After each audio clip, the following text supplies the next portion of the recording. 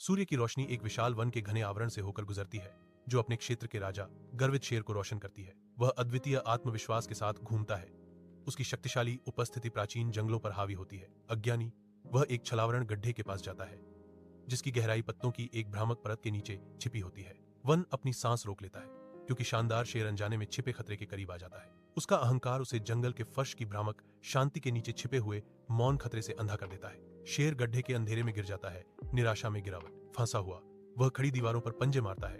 हर प्रयास अटूट पृथ्वी के खिलाफ एक व्यर्थ संघर्ष है। एक शक्तिशाली दहाड़ उसके गले से निकलती है। एक हताश चीख शांत जंगल में गूंजती है। वहां कोई है, मेरी मदद करो, वह चिल्लाया। उसकी आवाज डर से भरी हुई और उम्मीद कम होती जा रही थी। केवल गूंजती चुप्पी ही उसे जवाब देती है। जंगलीपन की उदासीनता के साथ उसकी विनती का मजाक उड़ाती है। उसकी आवाज जंगल में गूंजती है। विशाल जंगल में एक अकेला स्वर। बुद्धिमान लोमड़ी एक दूर की दहाड़ से आकर्षित होकर सावधानी से अशुभ गड्ढे के पास आती है। वह गहराई में झांकती है। उसकी आंखें चौड़ी हो जाती हैं, क्योंकि वह नीचे फंसे हुए शेर को खोजती है। शेर बेचैनी से टहलता है, जो लोमड़ी के ऊपर शांत व्यवहार के बिल्कुल विपरीत है। उसकी आवाज गड्ढे में गूंजती है। महाराज, मैं आपकी कैसे मदद कर सकती हूँ? शेर ऊपर देखता है। चालाक लोमड़ी को देखकर उसकी आंखों में उम्मीद चमकती है। लोमड़ी इस बात पर विचार कर रही है कि राजा की सहायता कैसे की जाए। हवा प्रत्याशा से भरी हुई है। जंगल सूखा है। तपती धूप में फटी हुई धरती फैली हुई है। ऐसा लगता है कि पेड़ भी प्यासे हैं। जानवर दुबले पतले और निराश सुस्ती से घूमते हैं। उनकी पसलियां उनके उलझे हुए फर के खिलाफ स्पष्ट होती हैं। एक शेर भूख से कमजोर अन्य जीवों की निराशाजनक गतिविधियों को देखता है। एक लोमड़ी प्रकट होती है। शेर की निगाहें तेज हो जाती हैं।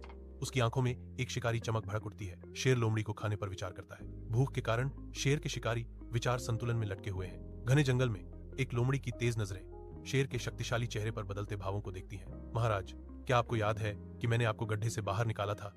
लोमड़ी ने पूछा। उसकी आवाज चिंता से भरी हुई थी। शेर की निगाहें सख्त हो जाती हैं। उसकी आंखों में एक आदिम भूख छलकती है, क्योंकि वह जवाब देता है, हाँ, लेकिन आज मैं बहुत भूखा हूं। गर्म हवा में तनाव भारी है, क्योंकि लोमड़ी शेर के अगले कदम का इंतजार कर रही है।